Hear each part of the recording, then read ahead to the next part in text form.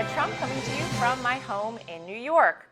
Jobs, jobs, jobs. They were Donald Trump's greatest success before the pandemic and his highest priority for the Great American Comeback. Joining me is the owner of the world-famous Gold and Silver Pawn Shop and, of course, the host of Pawn Stars on the History Channel, Rick Harrison. Rick, great to have you on. Thanks for being with us today. Thanks for having me. So we all saw that jobs report come out in May, a retail sales report showing record growth for that month, 2.5 million new jobs added. I want to get your perspective on something. You started out as a small business owner. My parents happen to be small business owners. What is your best advice for businesses to get back on track to succeed again? This has always been my philosophy in business. Just keep on throwing stuff against the wall, something will eventually stick. And you're a business owner, so your day should be like 12, 13 hours a day, 7 days a week, until you're successful. It's just keep on trying. But it's really difficult when you don't know what's going to happen. I mean, you don't know the rules. Yeah. Am I going to be open next week? I'm not going to be open. Like I have a small bar. I have a lot of small businesses. And it's a small bar. Bars make, if you just take your standard bar, they make 50% of their revenue in 16 hours a week. That's Friday night, Saturday night, and a sporting event on Sunday.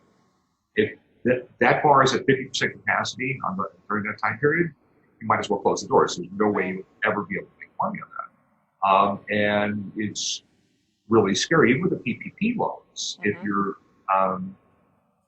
If they continue with these restrictions on how many people go out, there's going to be a lot more bankruptcies, a lot more closings. Yeah. And, you live in Nevada.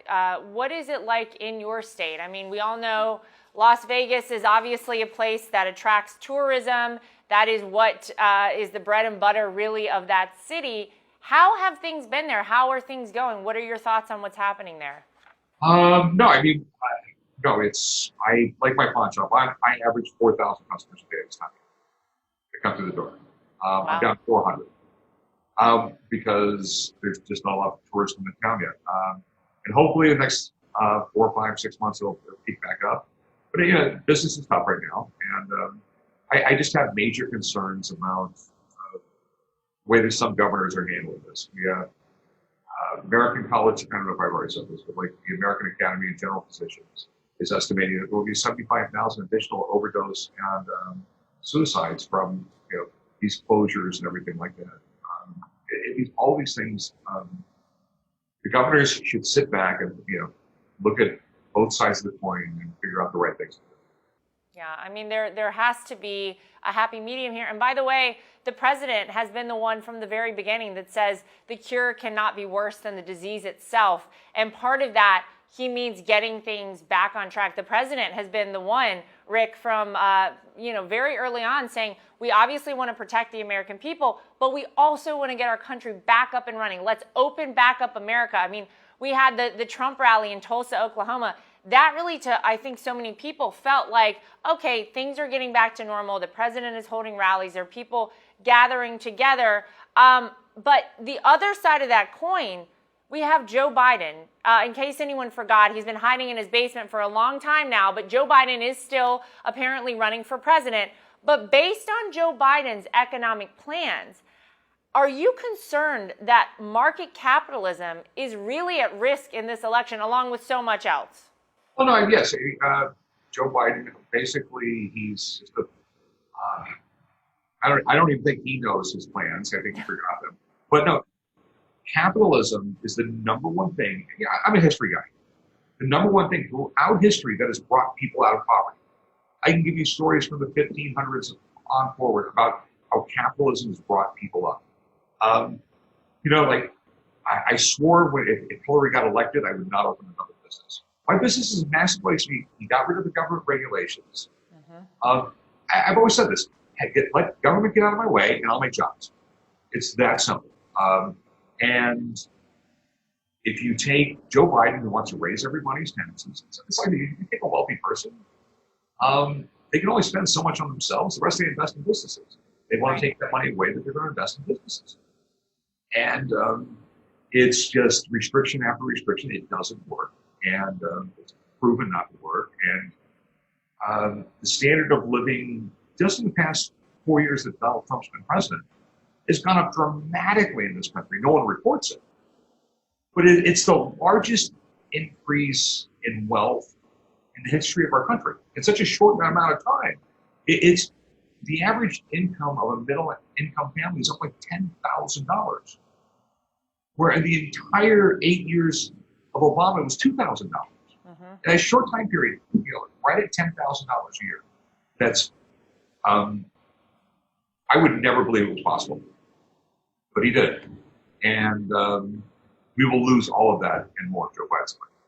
Yeah, I mean, I always say I think we were very lucky to have this president in office for a time like right now. Could you imagine, Rick, by the way, if Donald Trump hadn't been our president and hadn't set this country up for the great success that we saw under his first 3 years as president going into the coronavirus? I mean, if Joe Biden or Barack Obama had been the president and we saw what they did under their 2 terms in office, it would have been a complete disaster. I don't know that the United States would ever have recovered, but thank God we had Donald Trump because we went into this with such strength in our economy and across the board as a country that we will recover from this. But if and only if people make the right choice on November 3rd. And when you compare Joe Biden and his policies, many of them he doesn't even know. He probably forgot. He really hasn't explained his vision for this country other than putting AOC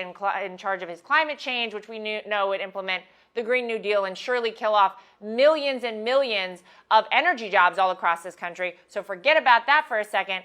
But Donald Trump has done it once. He can do it again. So what would you say, Rick, to people out there? Look, we have a little under 5 months until the election. And as we're headed into what I think will be one of the most important elections in the history of this country, what is at stake right now? What is on the line on November 3rd if people do not choose the right way? Basically, just sit back and we've got this corona thing. Think how great life was going all the way up to February. Okay? Corona life is sort of like Biden life. Back then is Trump life. Whether you don't like him personally or not, the things he does creates better jobs, creates a better life for your children.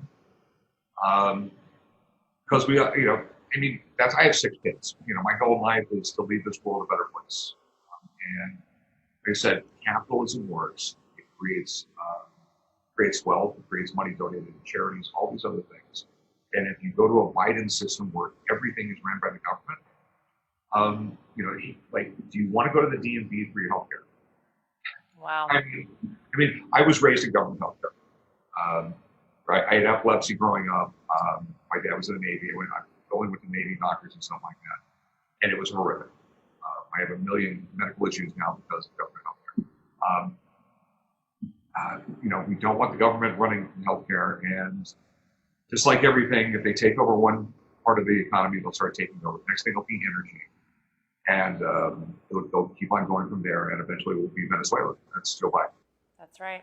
That's right. It's a very scary thing, and a very, it's going to be a very important election. Everyone has to get out and vote.